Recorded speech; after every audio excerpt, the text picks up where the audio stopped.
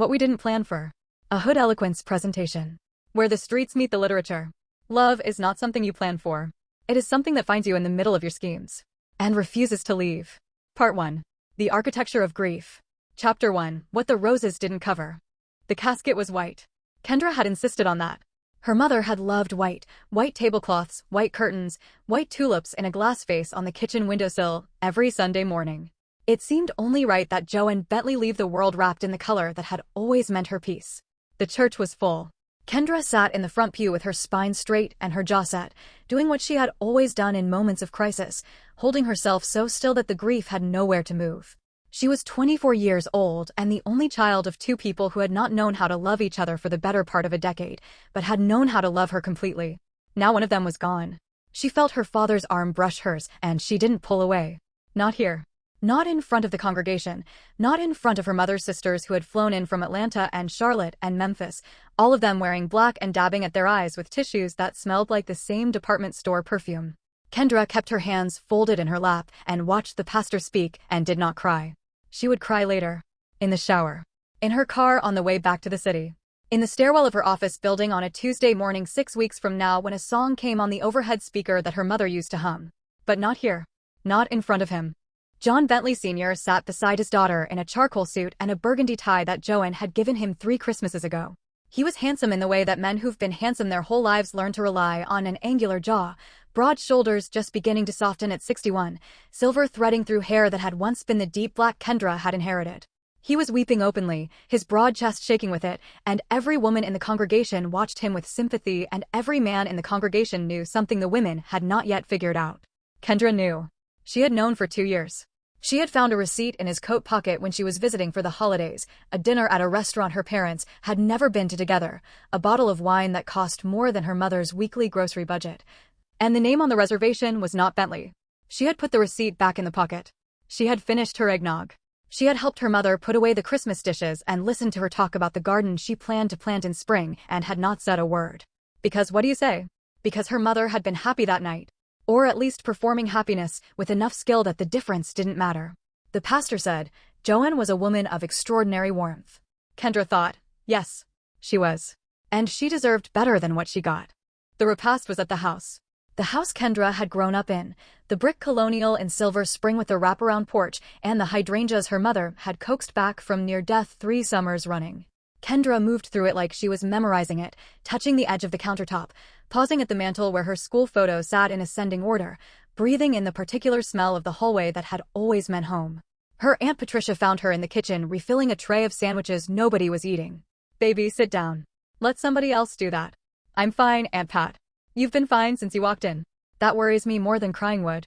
Kendra set down the tray and looked at her aunt, her mother's oldest sister, a retired schoolteacher from Charlotte who had the same wide-set eyes and the same tilt to her chin.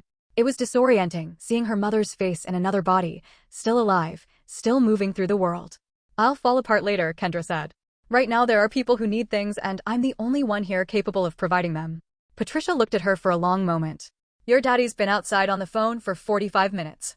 Kendra's expression didn't change. I know. You know who he's talking to? I have a strong suspicion.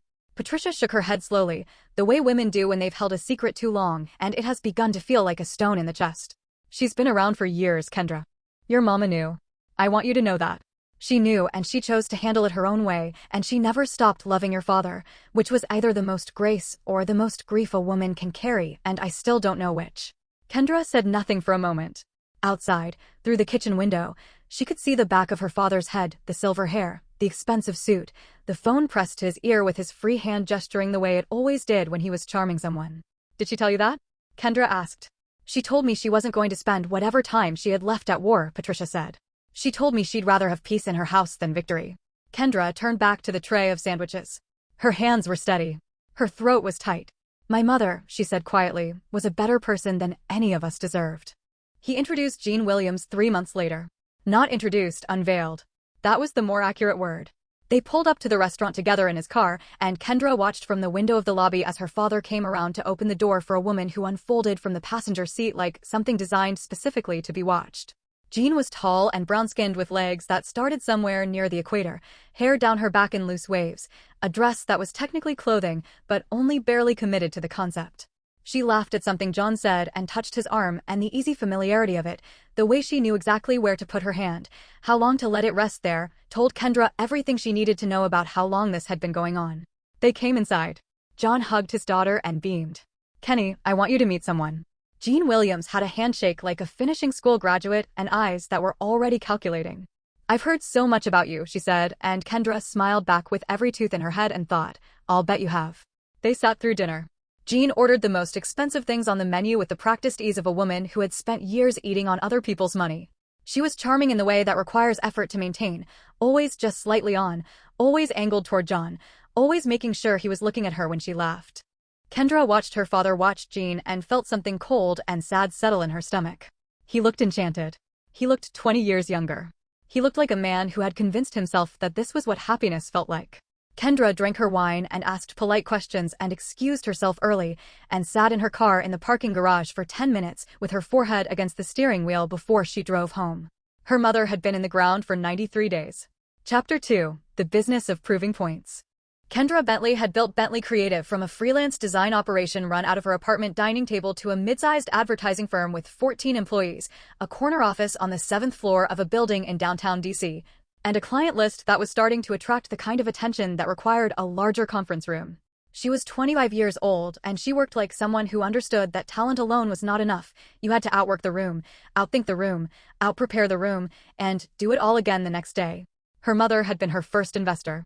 $15,000 from a savings account Joanne had been quietly building since Kendra was in high school.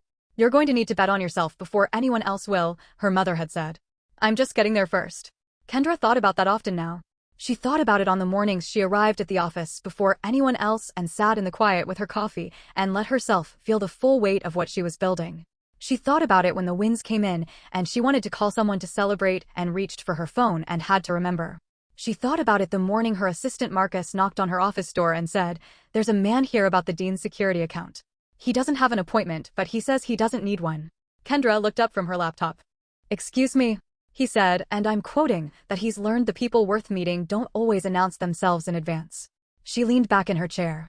"That's either incredibly arrogant or incredibly interesting." "It's possibly both," Marcus said. He paused. "He's also what?" "Very tall." Kendra almost smiled. "Send him in." Edward Dean was 40 years old, and he moved through a room the way people do when they've spent decades being responsible for everyone else's safety quietly, without announcing himself, eyes that cataloged exits and angles before they settled on a face. He was dark-complexioned with a close-cut fade going silver at the temples, shoulders that filled the doorway, and a stillness about him that Kendra recognized immediately as the particular confidence of a man who had nothing left to prove to anyone. He was, objectively, beautiful. Kendra noted this the way she noted the light in a room, as data, as context, as something to be filed and not acted upon. He extended his hand. "Edward Dean. I know who you are." She shook it. Firm grip. Warm. "What I'd like to know is why you're in my office without an appointment at 8:47 in the morning." He sat down without being invited to, which she also noted, and which somehow did not annoy her the way it should have. "I have a meeting downtown at 10. I was passing your building. I've been sitting on your firm's proposal for 3 weeks, and I wanted to see the person behind it before I made a decision. Most people schedule a meeting for that." "Most people," he said, "are also in no particular hurry." Kendra studied him for a moment. Dean Security Contractors had been one of the largest accounts she'd ever pitched, a rebrand for a firm that provided protection services to dignitaries, executives, high-net-worth individuals. The kind of account that would change the trajectory of Bentley Creative if she landed it. She had spent 6 weeks on the pitch deck. She had made Marcus rehearse the presentation with her until he could recite it in his sleep. And now the man she'd built the whole thing around was sitting in her office uninvited with the relaxed posture of someone who understood, at some fundamental level, that he was the one being evaluated. "Tell me what you thought of the proposal," she said. "I thought it was excellent work." He said it directly, without flattery in his voice. "I also thought it was designed to impress me rather than to understand me, which is a subtle difference most clients never notice and a significant one." Kendra tilted her head. "Go on." "Your proposal treated Dean Security like a luxury brand, premium positioning, aspirational imagery, the kind of language that sells well to the people who write about companies in magazines. That's not wrong, but it's also not complete. The people who hire my firm aren't moved by branding. They're moved by the certainty that their lives are in capable hands. The emotion I need my brand to communicate isn't prestige, it's trust." The room was quiet for a moment. "That," Kendra said, "is the most useful thing any client has ever said to me in an initial meeting." Something shifted in his expression, not quite a smile, but something adjacent to it. I've been told I'm direct. I've been told the same thing. She picked up her pen. Give me 2 weeks and let me redesign the pitch around that single insight. If you don't like what you see, you owe me nothing and we part ways professionally. He looked at her for a moment longer than necessary. 2 weeks, he agreed, and stood to leave. At the door he paused. Miss Bentley, whatever it is you're building here, it's going to be significant. She watched him go and then sat still for a moment, her pen poised above her notepad, the single word trust written at the top of the page. She called her best friend Simone that evening from her couch with a glass of Pinot and the deliberate tone of someone reporting facts. Tell me something, she said. Is it possible to find a man attractive in a purely intellectual way? Simone said no. Because I find this man's mind genuinely compelling, and I want to be clear that that is all it is. Kendra. He had a very specific critique of my work that was completely correct, and I respect that enormously. What does he look like? A pause. That is not relevant. Kendra Elise Bentley. Another pause. Longer this time. He's tall. Simone made a sound that communicated everything. Don't, Kendra said. I am not my father. I am not falling for someone because she stopped. Because they're what? Because the timing is bad and the circumstances are complicated and I have an agenda. What's the agenda? Kendra looked at the ceiling. Outside her window, the city was doing what it always did at 9 o'clock on a Tuesday, glittering and moving and insisting on its own continuance. I want my father to see that I can date someone sophisticated and accomplished and older without it meaning anything. I want him to understand what it looks like when someone his age pursues a younger person for the wrong reasons. Simone was quiet for a moment. Baby, she said. That is the most elaborate plan for self-destruction I have ever heard. Or, Kendra said, it's the most efficient. You're going to fall for him. I'm not. You're going to fall so hard you're going to forget you were ever trying to prove a point. Good night, Simone. Call me when it happens. It won't happen. Call me anyway. Part 2. The distance between strategy and feeling. Chapter 3, Trust. She redesigned the pitch in 11 days. Not the whole thing. The architecture remained, the competitive analysis, the timeline and deliverables. What she rebuilt was the soul of it.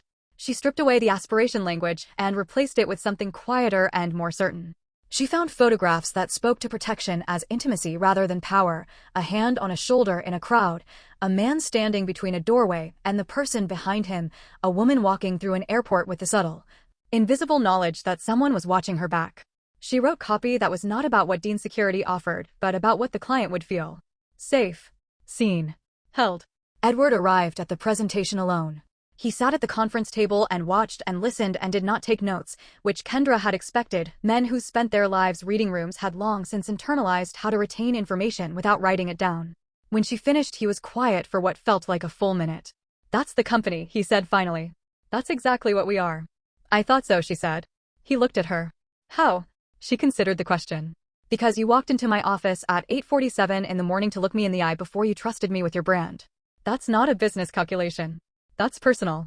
The people who hire you feel the same way about safety that you do about vetting. It has to be felt before it can be trusted. The room was quiet again. Out the window, a gray October sky pressed down over the city. I'd like to take you to dinner, he said. To celebrate the agreement.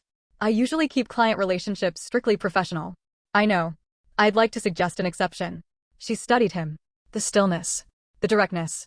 The way he was not performing ease, but actually had it. One dinner, she said. As colleagues. The corner of his mouth moved. Of course. He took her to a restaurant in Georgetown that she had passed 100 times and never entered, a dim, unhurried place with leather booths and wine that arrived before you asked for it. He ordered without looking at the menu, not because he was showing off, but because he had clearly been here enough times that the choice was already made. Tell me about your company, he said. Not the pitch version. The real one. She smiled despite herself. My mother funded the first year. She believed in it before I knew what I was building. Past tense. She passed in August. He was quiet for a moment. Not the performative quiet of someone reaching for the correct condolence, the actual quiet of someone who understood that loss of that magnitude didn't need to be filled with words. I'm sorry, he said. Just that. Thank you. She turned her wine glass slowly. She would have liked knowing the company got to this point. What would she say about it? Kendra thought about that. She'd say I was working too hard and not sleeping enough, and then she'd make me a plate of food while she said it so that none of it felt like criticism. She had this, she stopped. Started again. She had this way of loving you that didn't ask for anything in return. I think that's rarer than most people know. Edward was watching her with an expression she couldn't quite read. It is, he agreed. What about you? She asked. How did you get into this? Army, then private sector. I spent 10 years doing executive protection overseas before I came back and built the firm. Afghanistan, Bahrain, a year in Lagos that I'm still processing. What brought you back? I got tired of being somewhere while thinking about being somewhere else. Where were you thinking about? He picked up his glass. I didn't know yet. I knew it wasn't there. They talked through dinner and past dessert and into a second bottle of wine that arrived the way the first one had, quietly, without announcement, and Kendra became aware, slowly, that she had stopped cataloging his qualities as data and had simply started listening. Which was different. Which was something she had not intended. They stood outside afterward on the sidewalk in the October cold. The city moved around them. You're very good at what you do, he said. So are you. I'd like to do this again. She looked at him. The plan was still there, in the back of her mind, the architecture of it, the lesson she intended to teach her father. But standing here in the cold, looking at this man who had not tried to charm her or impress her, but had simply been present with her for 3 hours, the plan felt thinner than it had in her apartment. Less like strategy and more like scaffolding around something she hadn't built yet. As colleagues, she asked. He looked at her the same way he had in her office. If that's what you need it to be. She stepped off the curb toward her car. I'll see you at the brand review, Mr. Dean. Edward, he said. She didn't answer. But she was almost smiling when she got in the car. Chapter 4, Jean Williams, Portrait of an Arrangement. Jean Williams was not without intelligence. This was a thing that people who dismissed her tended to learn too late. She had graduated from a state school in North Carolina with a business degree that she had never used in the conventional sense, but had, in its own way, informed everything she did. She understood margins. She understood leverage. She understood that attention was a currency and that she had been issued more of it than most people and had, from a very young age, decided to spend it well. She had been dancing at Club Elysian for 4 years, not from desperation but from calculation. The money was exceptional and the hours allowed her to maintain, in the daylight hours, the Instagram presence that had grown to a following of 240,000 people who believed her life was a continuous advertisement for champagne and resort wear. It was, in a sense. The resort wear was gifted. The champagne was charged to other people's cards. John Bentley had found her through Instagram the way most of them did, a comment that became a DM that became a dinner. He was older than she preferred, but cleaner than most, with money that was real rather than performed and a loneliness underneath the confidence that she knew how to read like a text she'd seen before. He missed being needed. He missed being the most important thing in a room. His wife had been sick, and then she had been gone, and the house felt like a museum of decisions he couldn't change. Jean had walked through his front door like weather. She was not cruel. This was important to her. She did not believe in cruelty, she believed in clarity, and the clarity of her situation was this. John Bentley was a transaction that was generously compensated and relatively uncomplicated. And she would manage it until the compensation no longer justified the investment, at which point she would exit with grace and his money and wish him well. She had, in fact, already identified the exit. His name was Marcus Webb, John's business partner. 43, recently separated, the kind of man who wore money differently, looser, more carelessly, as if he'd had it long enough that it had stopped meaning anything. He had looked at Jean across John's dining room table at a dinner party in November with eyes that understood exactly what was happening and found it interesting rather than alarming. They had spoken briefly in the kitchen about nothing. She had held his gaze 2 seconds longer than was necessary. That was enough. That was planting a seed. In the meantime, there were trips to plan. There was a Birkin she had mentioned twice in passing. There was the matter of John's suggestion, floated over brunch with a tenderness that made her stomach tighten with something between pity and guilt, that she move into the Silver Spring house.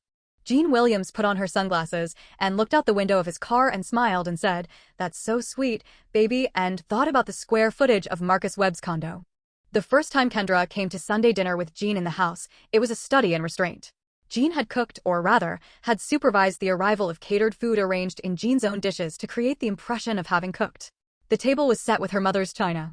Kendra stood in the doorway of the dining room and looked at her grandmother's candlesticks flanking a flower arrangement she didn't recognize and made a decision, in that moment, to stay very, very calm. "You didn't have to go to all this trouble," Kendra said. "Oh, it's nothing," Jean said and smiled with all her teeth. John came in from the kitchen with a bottle of wine and the lit-up expression of a man who believed, with the whole foolish heart of him, that this dinner was going well. Kendra ate. She complimented the food. She asked Jean polite questions about her work. Jean said she was in social media marketing, which was true in the same way that a coastline is technically land, and absorbed the answers without judgment. She watched her father touch Jean's hand across the table. She watched Jean lean into it. She went home afterward and wrote down every number she knew about her father's finances, the business revenue, the mortgage, the car payments, the maintenance on the Silver Spring house, and then she thought about what a woman like Jean Williams cost, and she felt, for the first time since her mother's funeral, genuinely afraid. Not for herself. For him. Which surprised her. She had been so angry. She was still angry. But underneath the anger was something older and less manageable, something that looked like love for the complicated, flawed, grieving man who had raised her. And the fear that she was about to watch him spend himself into nothing for a woman who was already planning her exit. She poured herself a glass of water and stood at her kitchen window and thought, I need to do something. The problem was that the something she had planned, the lesson she had intended to teach, had begun to involve a man she was increasingly unable to think about strategically. Chapter 5. The game admits a feeling. It was not one moment. It was a series of them. It was the third dinner, at a place Edward knew in Adams Morgan, where the owner came out personally to greet him, and the food was Haitian and magnificent. Edward had ordered for both of them in Creole, and then translated each dish as it arrived like he was giving her the world one plate at a time. It was the morning he sent her an article about a small Ghanaian advertising firm that had won a major international account, with no message attached, just the link. She had stared at that notification for a long time. He had read something and thought of her. He had thought of her work, specifically, not her face, not the dinner, her mind and her ambition and what she was building. She had set the phone down and picked it up again and set it down. It was the Saturday she had a crisis at the office, a client threatening to pull their account over a campaign misunderstanding, two of her designers out sick, Marcus looking at her with helpless energy, and Edward had called, coincidentally, at noon. And she had answered without meaning to and said, I'm in the middle of something, and he had said, tell me, and she had, and he had listened, and at the end of it he had said, simply, you already know what to do. You've known since before you answered the phone. And he had been right. And she had handled it. It was the night they walked along the waterfront after dinner, and he had, without ceremony, taken her hand, and she had let him. That was the moment she knew she was in trouble. Not the hand itself, the naturalness of it. The way it required no negotiation. The way her hand had simply gone into his as if it recognized where it was supposed to be. She had been waiting for the calculation to come back. The reminder of the plan. The voice that said, this is for your father, this is a lesson, this is not real. But walking along the Potomac with this man's hand warm around hers and the lights of the city reflected in the water and his voice unhurried beside her talking about something he'd read about Senegal, she couldn't locate the calculation anymore. It had gone somewhere she couldn't reach. You've gotten quiet, he said. I'm thinking. About? She looked at the water. About the difference between intending something and wanting something. He was quiet for a moment. Are those different in this case? She turned to look at him. In the dark, with the city light behind him, he was something she wanted to keep looking at. That was the simplest way to say it. He was something she wanted to keep. I think they started out the same, she said. I think they've separated. He stopped walking. They were standing close enough that she could feel the warmth coming off him in the cold night air. I've been helping you with something, he said. Since the beginning. Not the brand work. Something else. I figured that out about 6 weeks in. Her stomach dropped. Edward. You don't have to explain it. His voice was even, unhurried. I'm a grown man. I understood what was happening. I also understood that somewhere inside whatever you were doing, there was something real. I decided to be patient with it. Why? He looked at her for a long moment. Because you're extraordinary. And because I haven't been patient about anything in 15 years, and I wanted to remember what it felt like. The water moved. The city glittered. Kendra Bentley, who never cried at anyone else's convenience, felt her eyes sting. I'm sorry, she said. For the plan. For using. Don't apologize for being human. He reached out and touched her face, just the edge of his thumb along her jaw. Just be here now. If that's where you are. She put her hand over his. I'm here, she said. Later, in his apartment, a place that looked like him, dark wood and clean lines and books that had actually been read, she sat on his kitchen counter in his sweatshirt with her feet dangling and watched him make tea. It was 11 o'clock. Neither of them was in any hurry to go anywhere. Tell me something you've never told a client, he said. She thought about it. I have a folder on my laptop called Mom, and it's full of voicemails I never deleted. I listen to them sometimes when I need to think clearly. He set down the mugs and looked at her. She had this voice, Kendra said. Just this voice. Like everything was manageable. Like there was nothing in the world that couldn't be thought through if you just sat down and breathed. She wrapped her hands around the mug he handed her. I haven't figured out how to have that without her yet. Edward leaned against the counter beside her, close enough that their arms touched. He didn't say anything for a moment. Then, you already have it. I've watched you in 4 different crisis situations. You're steadier than anyone I've met in 30 years of working with people who are trained to be steady. That's armor. Maybe. He turned to look at her. Armor that holds up is still doing the job. She leaned her head against his shoulder. He let her. Outside, DC continued its relentless turning. Inside, in the warm kitchen that smelled of cardamom and something woodsy and him, Kendra Bentley decided, quietly and without announcement, that she was in love with Edward Dean. She didn't say it. She held it the way you hold something that has just arrived and you haven't yet figured out where it belongs in the architecture of your life. But she held it. Part 3. What falls apart and what gets built. Chapter 6. John Bentley burning. The numbers didn't lie. John had always known that, had built his consulting firm on that truth, had said it in boardrooms and at conferences and to junior analysts who were tempted to shade a projection in the direction of what a client wanted to hear. The numbers don't lie. Look at them. Face them. He was having difficulty facing them. The Silver Spring house had a second mortgage he'd taken out in April, not large, manageable, sensible on paper. The car Jean drove, registered in his name, was a payment he'd absorbed without thinking too hard about why a woman who was supposedly building her own brand needed his name on the title. The trip to Barbados in September, the jewelry for her birthday in October, the party he'd hosted at the house in November for people he didn't know well who seemed to know Jean extremely well. These things added up in the spreadsheet he opened on his laptop at 1 a.m. while Jean slept in the bedroom that had been his and Joanne's. He closed the laptop. He opened it again. Marcus Webb had been his business partner for 11 years. They had built Bentley Webb Consulting from a two-man operation to a firm with 30 employees and a roster of Fortune 500 clients, and they had done it through the kind of partnership that required absolute trust. The kind that was built through late nights and close calls, and the particular intimacy of having someone who knew every decision you'd ever made. Marcus had been different lately. Quieter. Present at the office, but somehow tilted away, like a planet that had shifted its orbit by a few degrees, too subtle to alarm anyone who wasn't looking, unmistakable once you noticed. John told himself it was the business. There were real pressures, a major contract renewal coming up, a hiring situation that had gotten complicated. He told himself it was the adjustment of his personal life, that Marcus was being discreet, giving him space. He didn't allow himself the next thought. Not yet. Kendra came to the office on a Tuesday in December with coffee and pastries, and the particular expression she wore when she was about to have a conversation nobody had asked for. "Sit down, Dad. I have a call in 20 minutes. This will take 10. She set the coffee in front of him and sat across from his desk the way she had done since she was a teenager, bringing him problems that required more than 5 minutes. "Tell me how the business is doing." "The business is fine." "Tell me in numbers." He looked at her. She looked back with her mother's eyes, Joanne's directness, Joanne's patience, the particular steadiness that had always made both of them feel simultaneously seen and accountable. He told her. Not everything, but enough. The contract that was at risk. The overhead that had crept up. The decisions he'd made in the last 6 months that had, viewed in sequence, the uncomfortable quality of a pattern. Kendra listened without interrupting. When he finished, she was quiet for a moment. Then, "You know what Jean does for work? She's in social media. That's one word for it." She said it gently, which was more devastating than if she'd said it hard. "Dad, I need you to do something for me. I need you to look at what you've spent in the last 6 months and ask yourself how much of it came back." "Kenny, I'm not attacking her. I'm asking you to look at a spreadsheet. That's all. Just look at it." He picked up his coffee. His hand was steady. His chest was not. "She makes me happy." "I know."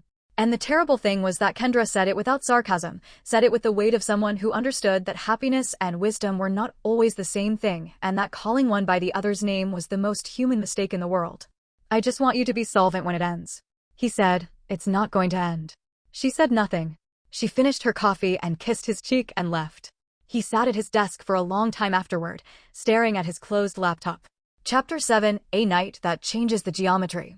Edward was in his kitchen on a Friday night doing what he did when he wasn't working, cooking something slow and complicated, a playlist running low in the background, the specific piece of a man alone in a space that belonged entirely to him. He had not been lonely in his 40s the way he had been in his 30s. His 30s had been the decade of understanding that the life he'd thought he wanted, the fast version, the prestigious version, the one that looked right from the outside, was not the one that would sustain him. His 40s had been the decade of building the sustainable version, which was going well. The firm was solid. His team was excellent. He had his apartment and his routines and a life that required no performance. And then there was Kendra. She arrived at 7:30 with a bottle of wine and a look on her face that he had learned to read, a specific compression around her eyes that meant something was happening underneath the calm. He took the wine and let her in and said nothing, because he had also learned that she needed a minute before she could talk. She sat at the kitchen counter in her coat and watched him cook. "My father is going to lose everything," she said eventually. "Tell me." She did. "The second mortgage. The contract at risk." "Jean." the pattern that she'd been watching build for months. When she was done, she pulled off her coat and folded it in her lap with the precise movements of someone keeping their hands busy. "What are you going to do?" he asked. "I don't know what I can do." "You can't make a person see something they're not ready to see." "No," he agreed. "You can't." I tried to make him look at numbers.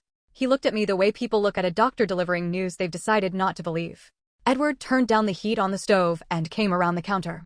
He stood in front of her, and she looked up at him, and he took her face in both his hands the way you hold something you've decided to keep and said, "You are not responsible for saving him. You can love him and tell him the truth, and that is the full extent of your obligation. What he does with it is his. He's my father." "I know. That doesn't change what I said." She leaned her forehead against his chest. He wrapped both arms around her. She didn't cry. She was still Kendra, still the architecture of restraint, but she let herself be held, which was its own kind of release, its own kind of trust. "Stay tonight," he said. Not a question. Not a plea. Just a door left open. She lifted her head. His eyes were very close. "Are you sure?" "I've been sure since October," he said. "I was waiting for you." She stayed. There was nothing rushed about it, nothing urgent or desperate or performed. It was the unhurried discovery of two people who had been careful with each other for months and had finally arrived at the place that all that care had been building toward. He was thorough and deliberate in the way he was about everything, attentive to her responses with the same precision he brought to reading a room, and she had never in her life felt so completely present in her own body. Afterward, in the dark, she lay against his chest and listened to his heartbeat. "I didn't plan this," she said. Her voice was soft. "I know. I planned something else entirely. Something considerably less." She paused. "Genuine." "I know that too." She tilted her head up to look at him in the dark. "You knew from the beginning." "I told you." 6 weeks in. "And you stayed." "And I stayed."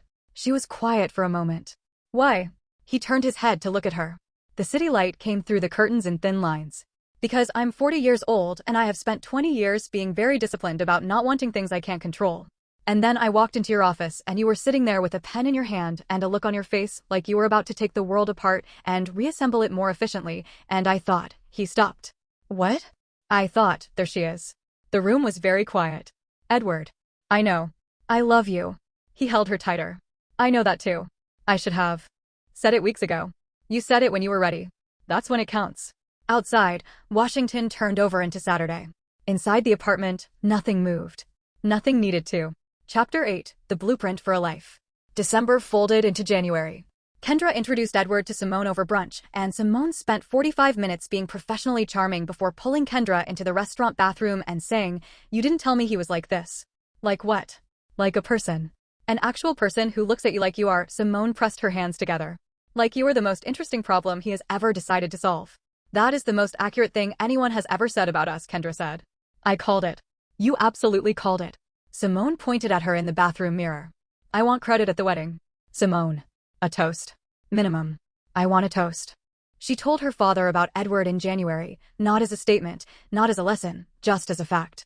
They were at the Silver Spring house for dinner and Jean was out and John was quieter than usual, and over plates of pasta that he'd actually cooked himself for the first time in months. Kendra said, "I'm seeing someone." "Edward Dean. He's 40. He runs a security contracting firm. We started as a client relationship." Her father looked up from his plate. Something moved across his face. Recognition, she thought. The specific recognition of a mirror. "Is it serious?" he asked. "Yes." He was quiet for a moment. "Then, is he good to you?" "Exceptionally." "Does he see you?" It came out soft, the way questions do when they cost something to ask. "Not just the impressive version of you." "Does he see the whole thing?" Kendra put down her fork. She looked at her father, really looked at him, at the lines around his eyes, at the silver in his hair, at the man underneath the decision-making, the man who had loved her mother and failed her and was now, she could see it clearly, beginning to suspect that he had made another mistake. "Yes," she said. "He does." John nodded slowly. He looked at his plate. "Good," he said. That's good, Kenny." They finished dinner quietly. Before she left, he hugged her on the porch the way he had when she was small, both arms, her face against his chest, the smell of his cologne that had never changed. She hugged him back and didn't say anything. Some things had to be felt before they could be said. Part 4. Everything that was coming. Chapter 9, The Exit, Elegant and Devastating. Jean left on a Thursday. Not dramatically, Jean did nothing dramatically, which was its own kind of drama. She left a note on the kitchen counter, written in her precise, rounded handwriting, that thanked John for everything, wished him well, and explained that she had come to understand that they wanted different things going forward. She had taken the things that were hers. She had left the house exactly as she'd found it, minus her presents and a Rolex that had technically been a gift. She had been in Marcus Webb's guest room for 3 days before she left the note. John found it that morning before work. He read it twice. He sat down at the kitchen counter, his mother's kitchen counter, the one that had been in the house since before Kendra was born, and he sat there for a long time. He did not call Jean. He called Kendra. She answered on the second ring. "Dad." "She's gone." A silence. Then, carefully, "Are you okay?" He stopped. Started again. "I'm not sure yet. Do you want me to come?" He looked around the kitchen. The granite he'd upgraded, the appliances Jean had chosen, the flower vase on the windowsill that was empty now because nobody had thought to buy tulips. "Not right now," he said. "I think I need to sit with this." "Dad." "I know." His voice was quiet. Older, somehow, than it had been yesterday. "I know what you're not saying. I was never glad about any of it. I want you to know that. Whatever you needed to find out, I wanted you to find it out differently." He pressed the phone harder to his ear. "She called Marcus's name once," he said. 2 weeks ago. In her sleep. I told myself I misheard." Kendra said nothing. "Your mother," he said, and then his voice broke, cleanly, the way bones break when they've been holding weight for too long. "Your mother loved me when I didn't deserve it. And he couldn't finish." "She knew," Kendra said softly. "And she chose you anyway." Over and over. "That's the truth of it, Dad. Not the rest of it. That's the truth." He wept. On the phone, in the empty kitchen, in the house that still smelled like the life his wife had built for them, John Bentley Sr. wept with his daughter on the phone, and his daughter stayed on the line and let him. Marcus Webb appeared at the office 2 weeks later with Jean on his arm at the firm holiday party that John had forgotten he'd been invited to. He stood in the doorway with the easy confidence of a man who had decided that brazenness was the same as innocence, and when John's eyes found his across the room, Marcus looked away first. The contract they'd been trying to renew fell through the following Monday. By February, 3 clients had followed it out the door, not because of anything John had done wrong, but because Marcus had been quietly, systematically, building a separate book of business for 6 months. And when he announced that he was leaving to form his own firm, the ones he'd cultivated went with him. Bentley Webb Consulting ceased to exist by the end of March. What remained was John Bentley's name and 30 years of relationships and a company that needed to be rebuilt from the bones. Chapter 10. The Unexpected Inheritance. She was late. Not late in the usual sense. Kendra Bentley was never late to anything, had never once been unprepared for a meeting or missed a deadline or arrived at a situation without a plan.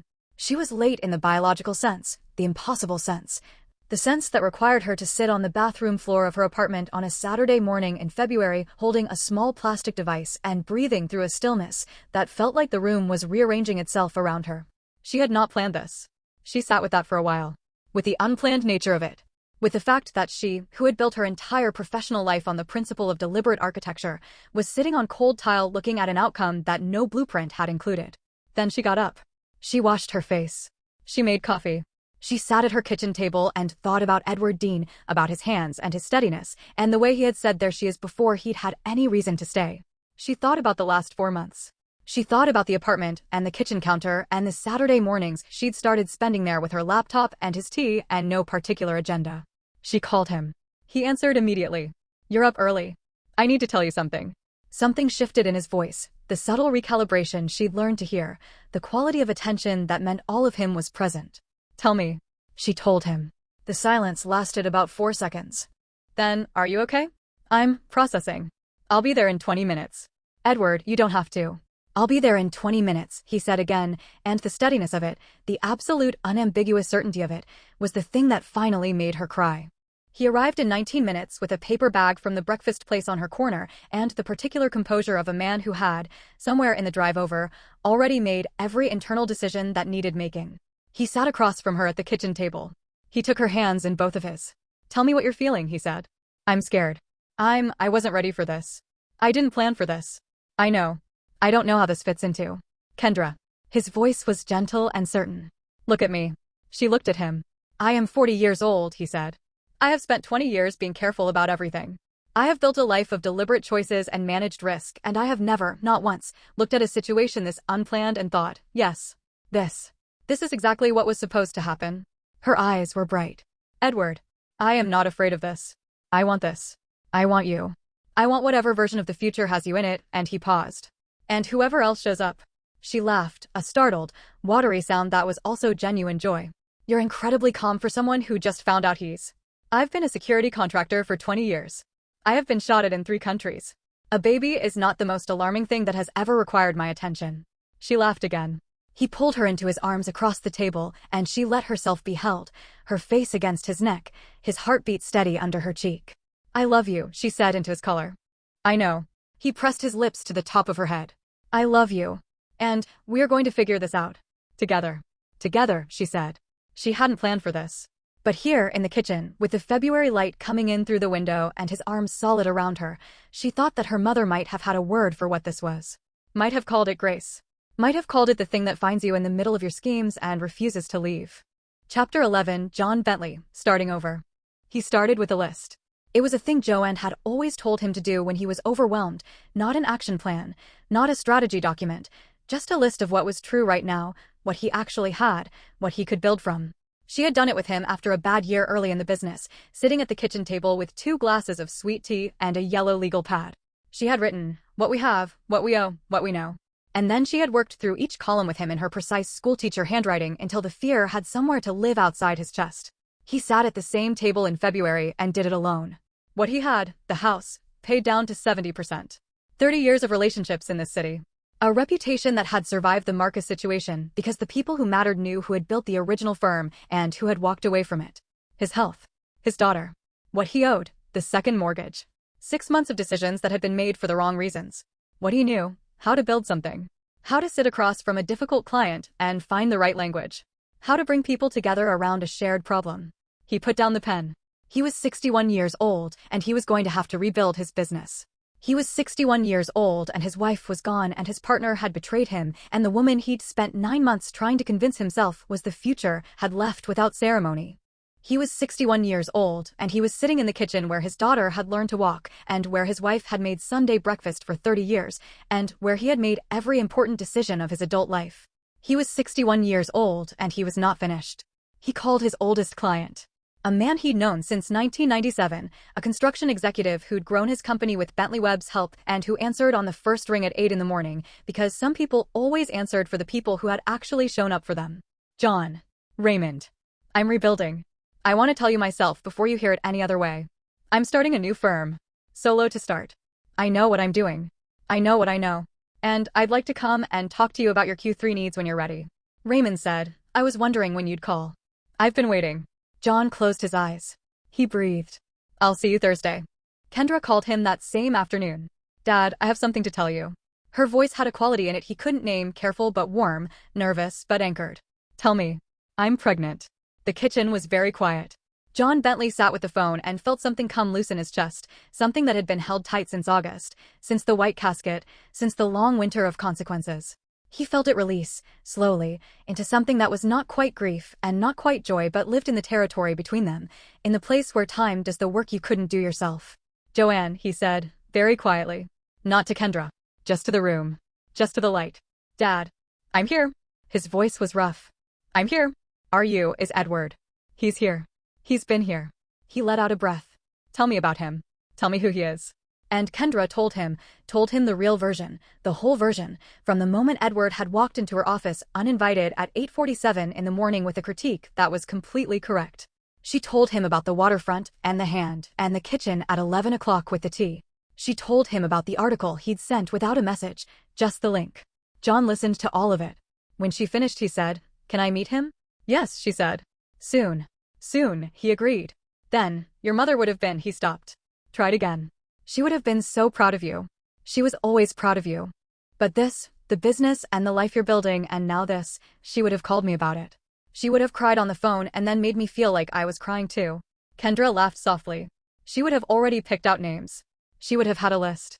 A laminated list. In alphabetical order. They laughed together, and the laughter had grief inside it, and they let it, because that was the only honest way to carry it forward. Part 5. The Life You Didn't Sketch. Chapter 12, Spring. The redbud trees along the street outside the office were blooming in March when Kendra stood at the window with her coffee and watched the city begin to thaw. She was 14 weeks along and had told the team last week, told them in the same direct way she did everything, standing at the head of the conference table saying, I want you to hear it from me before you figure it out from the visual evidence. The room had burst into the particular warmth of people who genuinely liked working for someone. Marcus, her assistant, had cried. Professionally, he would insist later. Professionally and briefly. The Dean Security rebrand launched in March to the kind of reception that makes a firm's reputation. 3 industry publications covered it. 2 new clients came in directly citing the campaign. Kendra sat at her desk and looked at the numbers and thought about her mother's $15,000 and felt the full weight of what had grown from it. She was building something. She had always known that. She hadn't known it would include a life. Edward asked her to move in on a Sunday morning. Not with ceremony. They were at his apartment. She was at the kitchen counter with her laptop. He was making eggs. The city was doing its Sunday thing outside the window. He said, "Your toothbrush has been here for 4 months. It has. Your good coat is here. It is. Half your books are here. The important half." He slid a plate of eggs in front of her and leaned on the counter. "Come home, Kendra." She looked at the eggs. She looked at the kitchen, his kitchen that had become her kitchen, the cardamom and the good olive oil and the bookshelf they'd rearranged twice. She looked at him. "I want a shelf," she said. "A dedicated shelf. Not incorporated into your system. My own shelf. You can have 3. And I'm keeping my office the way it is. I am not a person who can work from home." Noted. "And on Sunday mornings I need the first hour to be quiet. No talking. Just coffee. That is also what I do on Sunday mornings. Then we should be fine." He looked at her. "Is that a yes?" She picked up her fork. "That's a yes." Chapter 13. The First Meeting. John Bentley met Edward Dean on a Saturday in April over lunch at a restaurant that was Kendra's suggestion, neutral ground, good light, the kind of place where difficult conversations had enough room to breathe. Kendra had told Edward very little about what to expect. She had said, "He's not the man he was 6 months ago. Be patient with him." Edward had said, "I have patience for people who love you." The 2 men sat across from each other at the table and took each other's measure the way men do, quietly, through the selection of words, through the quality of listening. John was 61 with silver in his hair and the careful posture of someone learning to be humble again. Edward was 40 with the stillness of a man who had spent decades reading rooms and had learned that what mattered most was usually the thing being held back. "My daughter tells me you walked into her office without an appointment," John said. "I did. She doesn't generally allow that." "I know. She allowed it anyway." John looked at him. "Why?" Edward considered the question honestly. "I think she recognized that I wasn't there to waste her time. She said you had a critique of her pitch that was completely correct." "It was. She doesn't take criticism easily." "She takes accurate criticism very well," Edward said. "What she resists is criticism offered as performance. She can hear the difference." John was quiet for a moment. He looked at his glass. "You know about her mother." "About what? What the year has been?" "She's told me. And I've watched her carry it." "How does she carry it?" Edward thought about the Sunday mornings and the folder of voicemails and the night on the waterfront where she'd gone quiet in the middle of his sentence because something in the water had looked like grief. "With extraordinary grace," he said. "And when she can't, she lets me be there." John set down his glass. He pressed his lips together for a moment, and then he looked at Edward Dean with the eyes of a man who had lost a great deal and was only now learning to count what remained. "Take care of her," he said. It was not a command. It was something more fragile, a request from a father who understood, finally, what it meant to ask something from someone you had reason to trust. "Every day," Edward said. "That's the only plan."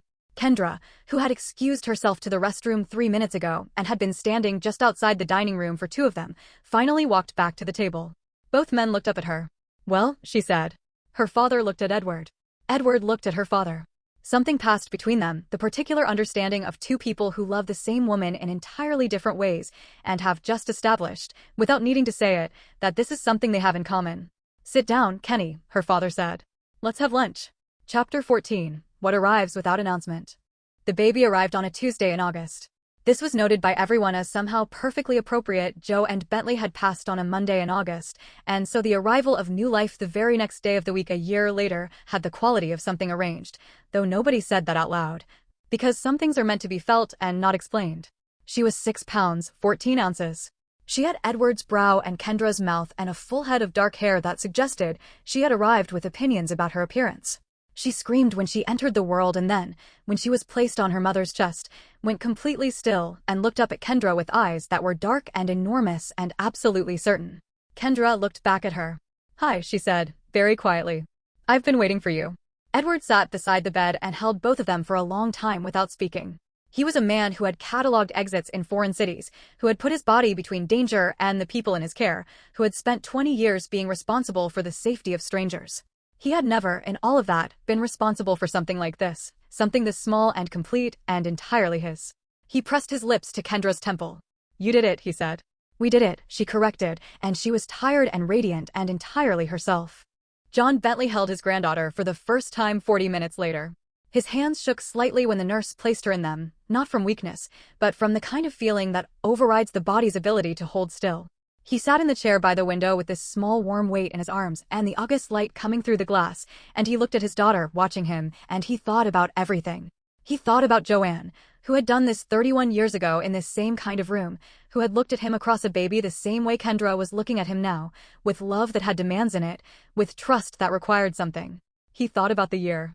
The losses and the revelations and the spreadsheets and the Thursday morning in February when he had sat in the kitchen alone and made a list of what was true. He thought about Raymond calling him on Thursday. He thought about the new firm, Bentley Consulting, 8 months old and already carrying 3 significant accounts, growing the way things grow when they're built correctly, slowly, solidly, without shortcuts. He looked down at the baby. "What's her name?" he asked. Kendra and Edward looked at each other. "Joanne," Kendra said. "Joanne Elise Dean." John did not trust himself to speak for a moment. He looked at the baby, at Joanne Elise, at this small impossible arrival, at proof that the story he thought had ended was, in fact, still going. "Hello, baby girl," he said softly. "Your grandmother is going to be very pleased with you." Epilogue. 1 year later.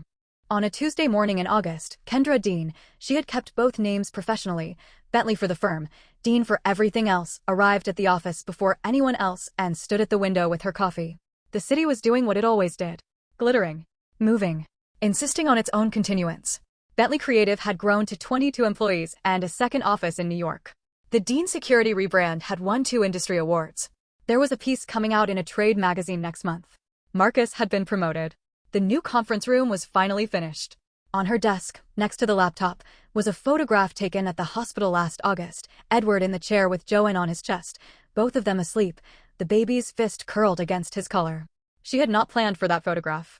She had not planned for any of what it represented. She thought about the night on the waterfront. The hand. The naturalness of it. "There she is," he had said. She hadn't known, then, what was coming. The baby. The reconciliation with her father. The firm expanding past what she'd sketched in her original projections. The Sunday mornings with coffee in the apartment that was now their home, the quiet they'd negotiated and kept to, the 3 shelves she'd claimed that had somehow become 5. She hadn't planned any of it. She set down her coffee and opened her laptop and began to work, in the particular piece of a person who has built something real and knows it will last. In the particular lightness of someone who has stopped confusing the architecture of their plans with the architecture of their life. In Silver Spring, John Bentley was at his desk at 7 in the morning, the new firm's first quarter financials in front of him, a cup of coffee at his elbow and Joanne's photo on the corner of the desk where it had always been. He was working on a proposal for a new client, a healthcare company, referred by Raymond, the kind of work he'd always done best. He was doing it alone, which was different now and not entirely bad. There was a clarity to it. A directness between the work and the result that he'd forgotten was possible. He thought about his daughter. About the baby. About the lunch in April when Edward Dean had looked at him across a table and said, "Every day, that's the only plan." He thought about what that kind of commitment felt like. The kind that was not conditional on convenience or circumstance. The kind that did not calculate. He had not figured out how to do that for himself yet. He was not sure he deserved to. But he was starting to think that deserving and starting were not the same thing. That sometimes starting was how you got to deserving. He picked up his pen. He began to work. Joanne Elise Dean turned 1 year old on a Tuesday. The party was at the Silver Spring house. Kendra had insisted on that, had stood in the kitchen her mother had loved and said, "This house needs noise in it again." John had not argued. He had bought balloons in white and gold and put them on the porch, and they had swayed in the August air all afternoon. Simone came. Marcus came. Edward's sister flew in from Houston with her 2 kids who immediately annexed the backyard. Raymond came with his wife and talked to John on the porch for 40 minutes about something that made both of them laugh. Joanne Elise sat in the middle of the kitchen floor with her birthday cake and considered it with the deep seriousness of someone encountering a philosophical problem. Then she put both hands directly in it. The room erupted. Kendra laughed and reached for the camera and felt Edward come up behind her, his arms around her from behind, his chin on her shoulder. "She's very methodical," he said. She went straight for the center. "She's your daughter." "She is." He pressed his face against her neck for a moment. "We have a good life." She covered his hands with hers. "We have a very good life. You didn't plan it. Not a single part of it." And? She looked at the kitchen, at her father and Raymond on the porch, at Simone wiping cake off the baby's ear, at the tulips she'd bought and put on the windowsill that morning because somebody had to keep putting tulips there, at this room. Full of noise and love, and the particular mess of a life being lived out loud. "And it's exactly right," she said. The end. Hood Eloquence. Where the streets meet the literature. Thanks for watching. Don't forget to like and subscribe.